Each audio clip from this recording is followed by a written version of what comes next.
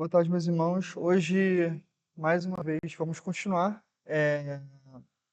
falando sobre nosso tema do ano, mas também desse bloco que a gente está ao longo desse mês, que é sobre a salvação, e o tema do nosso ano, que é Cristianismo 360, baseado no livro Fundamentos do Cristianismo, é o que a gente tem ao longo desses domingos aí desse ano falado. E hoje a gente vai falar sobre um dos aspectos da salvação, que é a justificação. E vamos também falar sobre cura. Cura no sentido mais soteriológico mesmo, mas como que a cura ela se relaciona com a salvação. Para falarmos sobre isso, né, para a gente entrar nesse assunto, a gente precisa responder a pergunta, né? Qual é a maior necessidade do ser humano? Com certeza, se a gente saísse por aí na rua, as pessoas vão falar sobre muitas coisas. Vão falar sobre dinheiro, felicidade. Só que na Bíblia, quando nós lemos a palavra do Senhor, nós vemos que a maior necessidade do homem é ser resgatado da condição que nós chamamos de pecado, da condição de pecado. Jesus, ela nos traz a resposta para esses dois problemas. Para esse problema legal diante do justo juiz e o problema existencial daquilo que o homem que foi corrompido pela natureza do pecado. Então, Cristo vai resolver esses dois problemas. E para o nosso problema legal diante de Deus, nós vamos hoje a justificação. E para o nosso problema existencial, a gente vai ver a cura que Cristo oferece. E ao longo dessa aula hoje nós vamos ver essas duas coisas que são coisas diferentes, mas que andam juntas aí no nosso caminho, na nossa vida cristã. Então, o primeiro ponto, a gente vai responder o que é a justificação. E a justificação, antes de tudo, ela é um ato judicial de Deus. É uma declaração legal feita no tribunal celestial. Então, a justificação, ela é a declaração de que você é justo. E é um ponto que a gente vai abordar um pouco mais para frente, mas a justificação, ela não está querendo dizer que você é perfeito, nem que você é santo, mas que você é justo.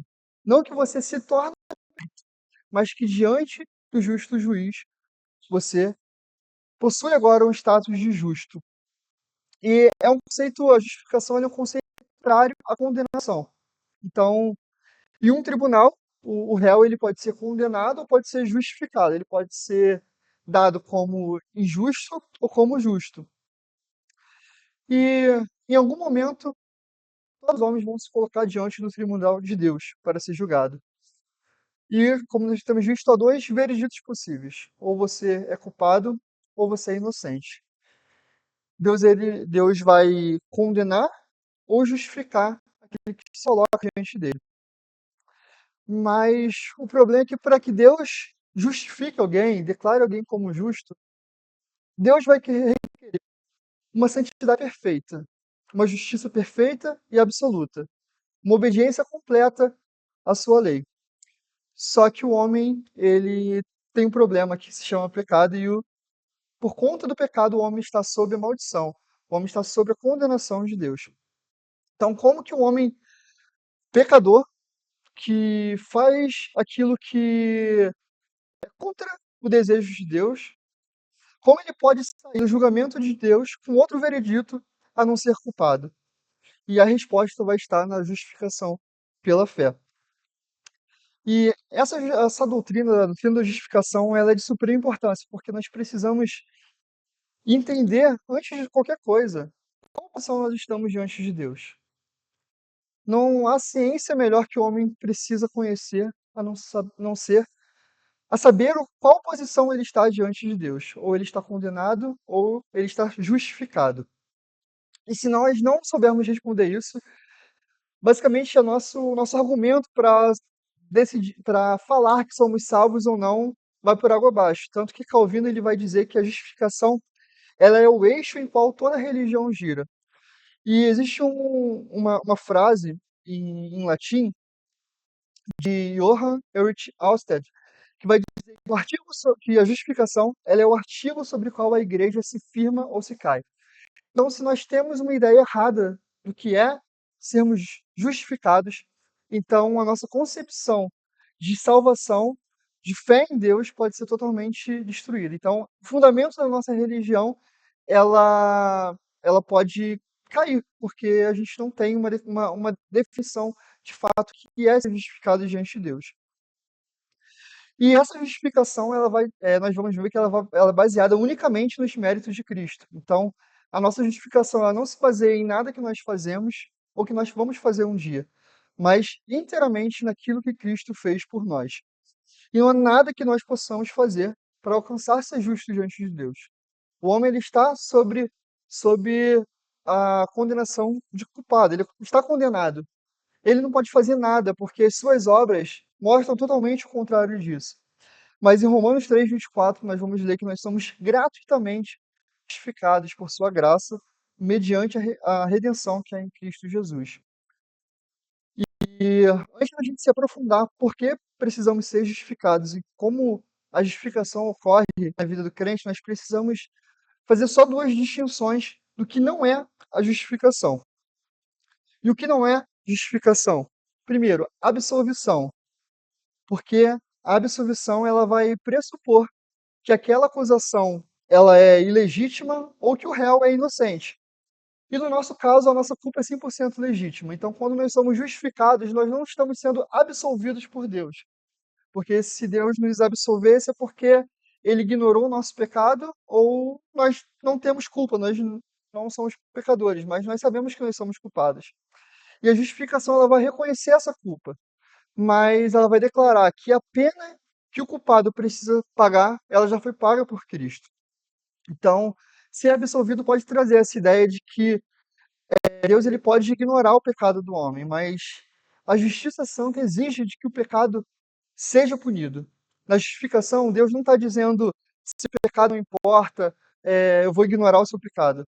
Mas a justificação é Deus dizendo que o pecado importa sim, tanto que importou tanto para Deus que ele foi punido de forma cabal na pessoa de Cristo. Então, a justificação não é a absolvição.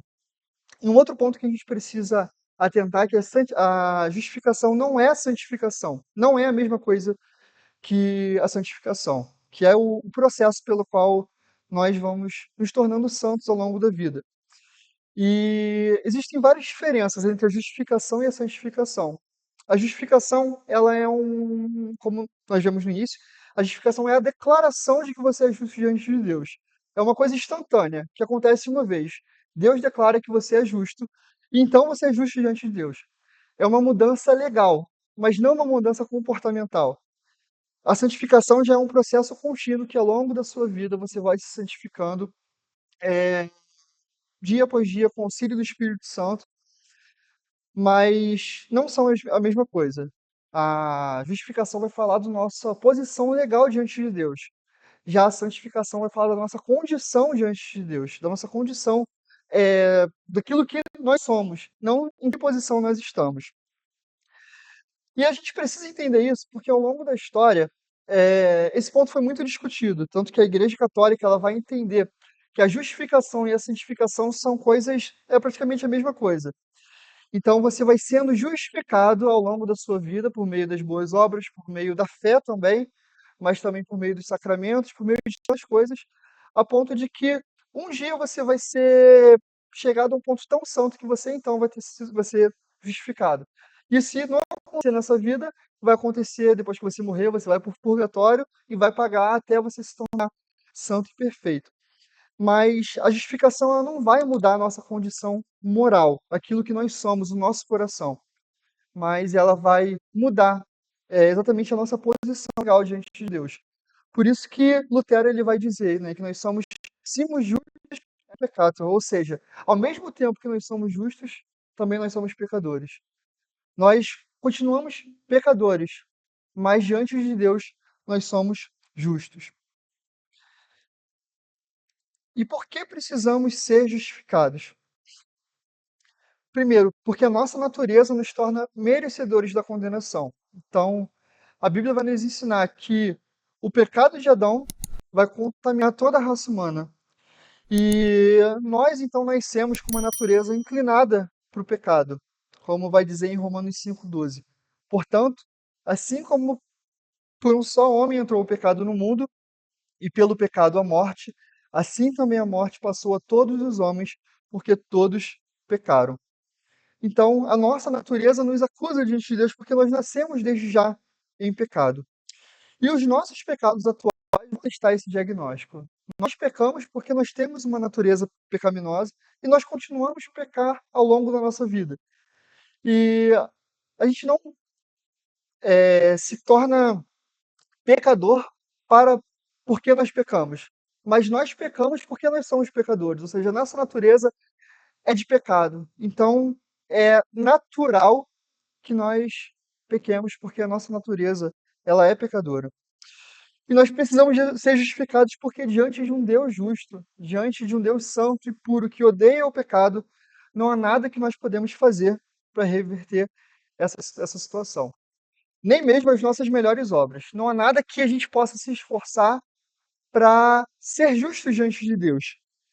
Mas como Isaías 64 vai dizer, né, que todos nós somos como imundo e todas as nossas justiças são como trapos de imundícia, ou seja, as nossas melhores obras, aquilo que a gente acha que está fazendo e que vai ser bem visto, ou coisas boas, tudo isso não passa de trapos de imundícia diante de Deus, porque o pecado ele contamina todas as coisas. E por ser justo, como Deus pode justificar pecadores culpados? Então, se Deus é justo, como ele pode justificar pessoas que são culpadas, que mereciam condenação? E as pessoas podem falar, será que isso é uma injustiça? Deus sendo justo e ele vai justificar pessoas que são culpadas? Mas a resposta ela vai estar na doutrina da imputação e a nossa base ela vai ser a obediência e a obra redentora de Cristo. Porque para sermos considerados justos, alguém precisou pagar a nossa pena. Alguém precisou cumprir os requisitos que Deus exigia. E Deus exigia obediência absoluta à lei, à vontade de Deus. Deus exigia uma pureza, uma justiça plena que nós não conseguimos ter. Então, a base da nossa obediência a base da justificação é a obediência e a obra redentora de Cristo, porque o pecado ele não podia passar em branco. A justiça de Deus exigia o pagamento. E o que nós nunca poderíamos pagar com nossos esforços, Cristo pagou integralmente, como está escrito em Romanos 6:23. Porque o salário do pecado é a morte, mas o dom gratuito de Deus é a vida eterna em Cristo Jesus, nosso Senhor. E como a justificação, como que isso ocorre? É o que nós conhecemos como a doutrina da imputação, a grande troca que acontece na cruz. Então, o que acontece na cruz? Quando Jesus sobe na cruz, ele, como ser perfeito, puro, que nunca pecou, naquele momento ali, ele recebe sobre si a culpa pelo nosso pecado. Deus vai imputar o nosso pecado em Cristo.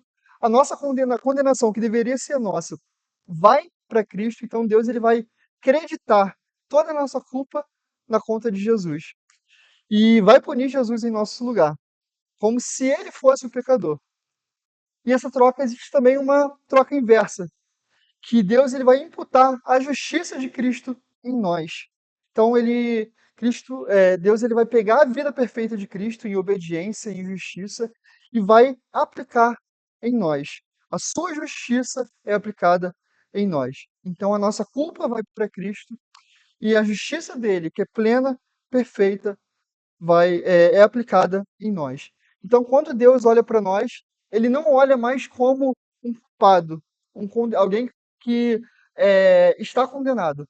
Mas quando Deus olha para nós, ele vê Cristo, ele vê a justiça plena, perfeita de Cristo. Então, nós podemos ser justos diante de Deus por conta da justiça plena de Cristo. Em 2 Coríntios 5:21 vai dizer que aquele que não conheceu o pecado, ele o fez pecado por nós, para que nele fôssemos feitos justiça de Deus. Então Jesus ele vai tomar o que era nosso, que é a nossa culpa, a nossa morte, para que então nós pudéssemos receber aquilo que é dele, que é a sua justiça e a sua vida. E assim que ocorre a justificação diante de Deus. Então, quando Deus olha para nós, é como se agora existisse um óculos, que quando Deus olha para nós, em vez de ele ver cada um de nós, em vez de ele ver a Isabelle, o Fio, em vez de ele ver cada um de nós, ele vê Cristo. Ele vê a justiça santa, perfeita de Cristo. E não há nada que nós podemos fazer, não há nada que nós podemos acrescentar, porque a obra de Cristo ela é uma obra perfeita e uma obra suficiente. Então, nada pode ser adicionado a ela. Não há nada que possamos fazer para parecer mais ou menos justos diante de Deus. Nós não precisamos de intercessão de homens nem de santos. Nós não precisamos adentrar a cerimônias, a ritos, pagar indulgências, fazer sacrifícios. Nada disso precisa ser feito porque Jesus ele fez tudo aquilo que é necessário para o homem ser justo diante de Deus. E se a base da justificação é a obra de Cristo, como que nós então vamos nos apropriar dela? E a resposta é pela fé somente. Então, a obra da nossa justificação, a base da nossa justificação é a obra de Cristo. Nós podemos nos apropriar dessa justificação por meio da fé. E da fé somente. Como eu disse anteriormente, outras tradições acreditam, podem até acreditar que a justificação é pela fé, mas ela é acrescida de várias outras coisas. Mas nós, pelo Sola Fide, nós reconhecemos que somente por meio da fé nós podemos ser justificados, como dizia em Efésios 2, 8 e 9. Porque pela graça sois salvos, mediante a fé, e isso não vem de vós, é dom de Deus, não de obras para que ninguém se glorie. E a fé, ela não vai ser a causa de sermos salvos, porque a causa é a graça de Deus, mas é um meio pelo qual a graça de Deus é aplicada a nós. Então, a causa da nossa salvação é a graça de Deus, fundamentada exclusivamente no sacrifício de Cristo. A fé, ela é o instrumento, ela é o canal pelo qual nós recebemos a salvação que Deus gratuitamente nos oferece.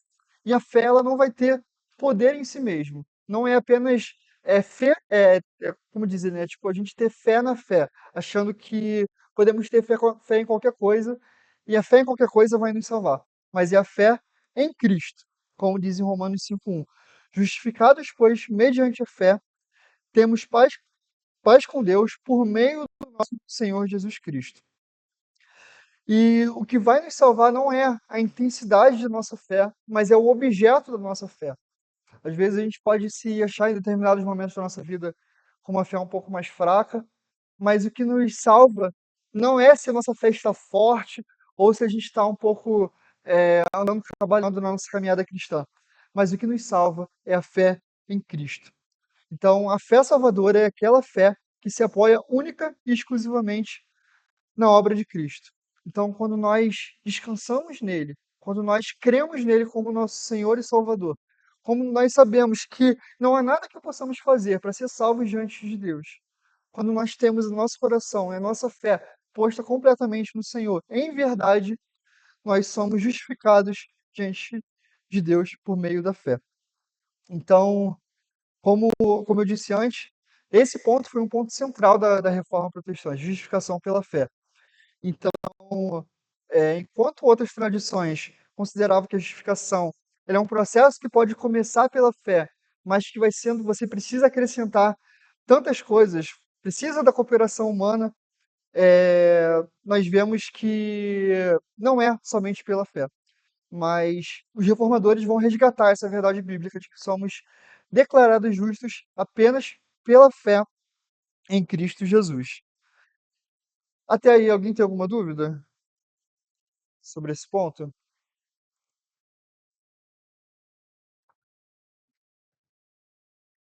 Então, falamos sobre a justificação, como ela ocorre, o que não é justificação. E agora a gente vai para a segunda parte aqui da nossa CBD, que é um dos processos pelo qual a salvação, como a salvação age no homem, que é por meio da cura. Então, nós vamos ver a cura como a restauração da integridade humana. A salvação ela não vai parar no aspecto legal, como eu disse no início, né? Tipo, quando nós consideramos a justificação, nós vemos que a justificação ela vai alterar a nossa posição legal diante de Deus, de culpado para justo. Mas a obra de Cristo, quando Deus estabelece o seu reino, ele vem para inaugurar um reino de restauração da condição original do homem. Há umas 3 aulas atrás, a gente falou um pouquinho sobre isso de uma passada, e hoje vai entrar um pouquinho mais a fundo sobre é, a salvação como um ato de restauração. E uma pergunta que a gente pode começar aqui para tentar entender sobre essa questão da cura, dessa restauração, é por que Jesus curava, né? Quando a gente olha o ministério de Jesus, nós vemos o ato de curar de forma muito presente, de forma muito contínua. Então a gente vai ver Jesus curando cegos, coxos, ressuscitando mortos, curando paralíticos, é, curando diversos tipos de doenças. Por que Jesus curava? Primeiro, para revelar sua identidade e autoridade, ou seja, as curas que Jesus aplicavam eram sinais que apontavam para quem ele era, o Filho de Deus, que tinha o poder sobre a doença, sobre a natureza, sobre a morte. A gente vai ver no Evangelho de Marcos, a gente vai ver, uma lista de capítulos seguidos, assim, que a gente vai ver que Jesus tem autoridade sobre várias coisas. Em um capítulo ele está curando doentes, no outro capítulo ele está acalmando a tempestade, no outro capítulo ele está expulsando demônios, e Jesus ele vai demonstrando essa autoridade. Então, por que Jesus fazia os milagres? Para demonstrar ali a sua autoridade, né, a sua identidade, e também para demonstrar a chegada do reino. Então, as curas que Jesus aplicava era como se fosse uma sinopse ali, um trailer do reino de Deus que estava sendo implantado. Então, quando Jesus curava alguém, ele estava, naquele momento, estava fazendo com que aquela pessoa voltasse aquilo que ela era originalmente, aquilo que o homem deveria ser originalmente antes da queda. Então, ele vai demonstrar que o reino de Deus, quando o reino de Deus foi estabelecido por completo, aquilo que foi deturpado pelo pecado, aquilo que foi sujo pelo pecado, iria ser restaurado. Então, quando Jesus curava, era um ato de restauração. Então, quando o governo de Deus for completamente estabelecido, haverá um reino de total restauração. Então, não vai ter lágrimas, dor, doença, morte. Jesus ele não era alguém, um curandeiro que saía por aí curando as pessoas, talvez para ter fama ou coisas do tipo, mas para mostrar, ele era o rei que veio para inaugurar esse reino. Então, cada leproso que era curado, cada cego que conseguia ver, tudo isso era uma invasão do reino de Deus na desordem desse mundo caído, desse mundo sujo e manchado pelo pecado. Era uma prévia da restauração final que há de acontecer no final de todas as coisas.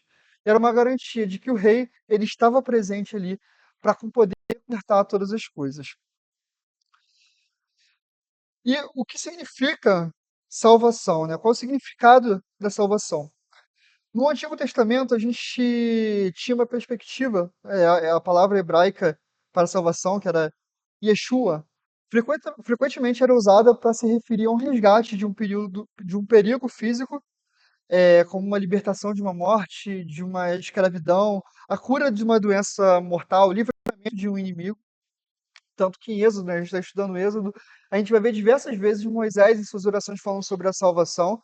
Um exemplo em Êxodo 14:13, que Moisés vai dizer: Não temais, estai quietos e vede a salvação do Senhor que hoje fará. Então, no Antigo Testamento, a maioria dos casos que é usada a palavra salvação é para um determinado tipo de livramento. Então, você está sendo escravizado, você está sofrendo um período de morte, então você foi livrado pelo Senhor. E é usada essa palavra Yeshua. No Novo Testamento, a palavra grega sotéria, ela vai estar muito diretamente ligada à salvação dos males do pecado. Então, a salvação do pecado e das consequências que o pecado causa. Tanto que o próprio nome de Jesus, Yeshua, ele vai significar Yahvé é aquele que salva. Deus salva. E temos uma outra palavra também, que nós lemos muito como salvação no Novo Testamento, que é a palavra grega sozo, que ela vai trazer a salvação num sentido mais amplo. Ela vai dizer que a salvação é usada a palavra salvação para indicar também uma saúde ou integridade, uma restauração da saúde e uma restauração da integridade. E é aqui que a gente vai adentrar nesse assunto da cura.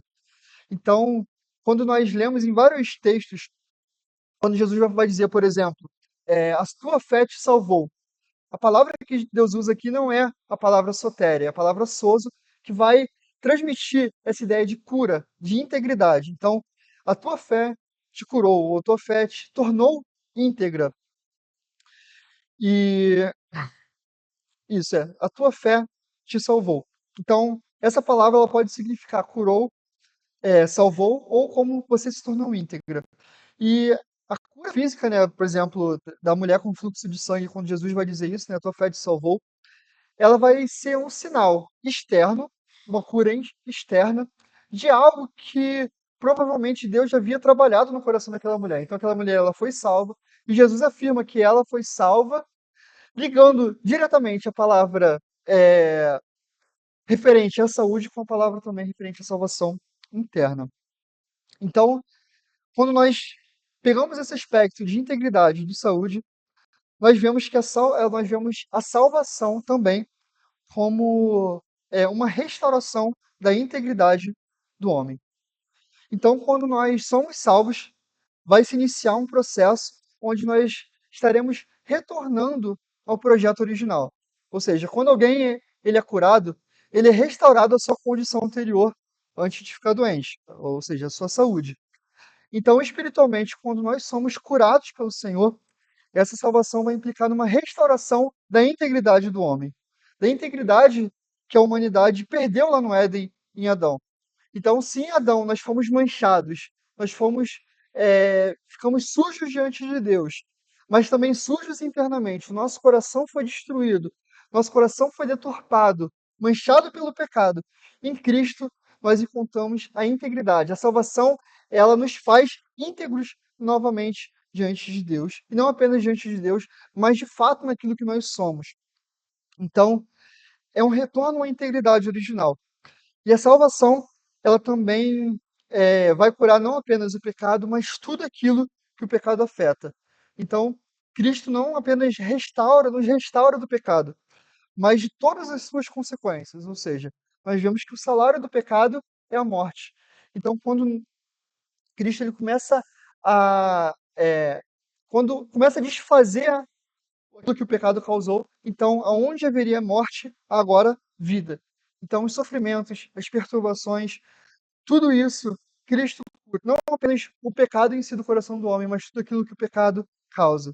Cristo ele é o nosso bom médico, que conhece profundamente nossa mazela e que sabe como tratar. Tanto que em Isaías 53 vai dizer, né, que ele tomou sobre si as nossas enfermidades e as nossas dores levou sobre si, e pelas suas pisaduras nós fomos sarados. Sarados do pecado, sarados dos males do pecado. E enquanto vivemos nessa vida, ainda vamos sofrer as consequências do pecado. Ainda vamos sofrer as consequências do nosso corpo corrupto.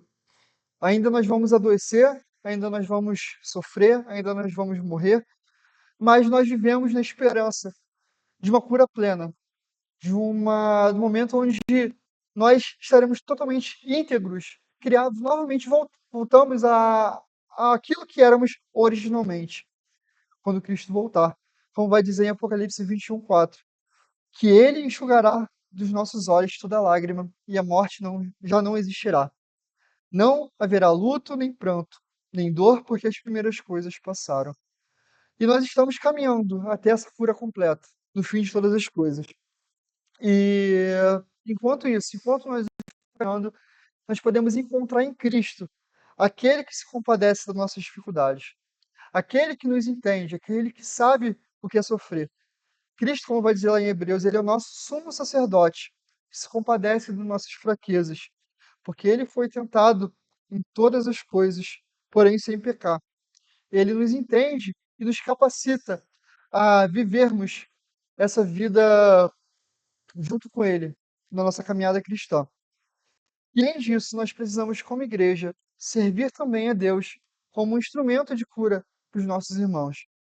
A igreja nada mais é, irmãos, do que um grande hospital. Aqui há muitas pessoas doentes que estão quebradas, que precisam ser amadas, que precisam ser cuidadas. E a igreja é um agente de Deus também nessa cura um para com os outros.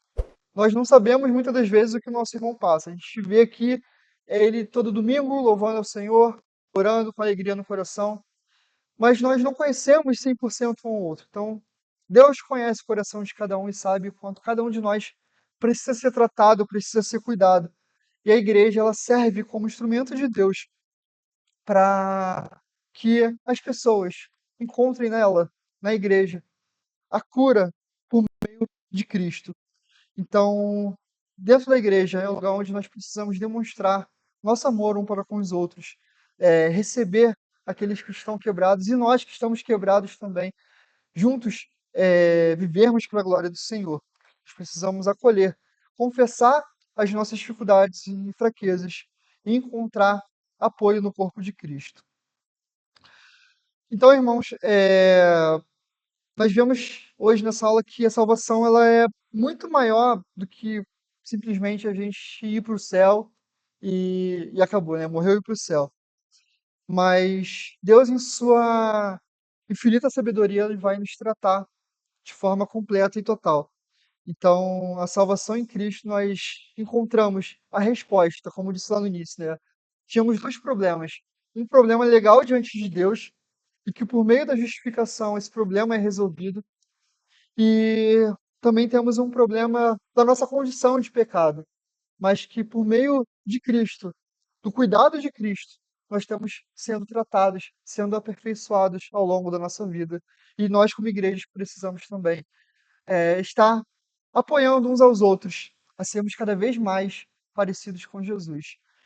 E que possamos viver na segurança da nossa justificação e também na busca diária pela cura, pela integridade que só Cristo pode nos dar, refletindo o nosso amor, o seu amor, né, no nosso dia a dia, na nossa igreja, na nossa família, em qualquer lugar que formos. Amém?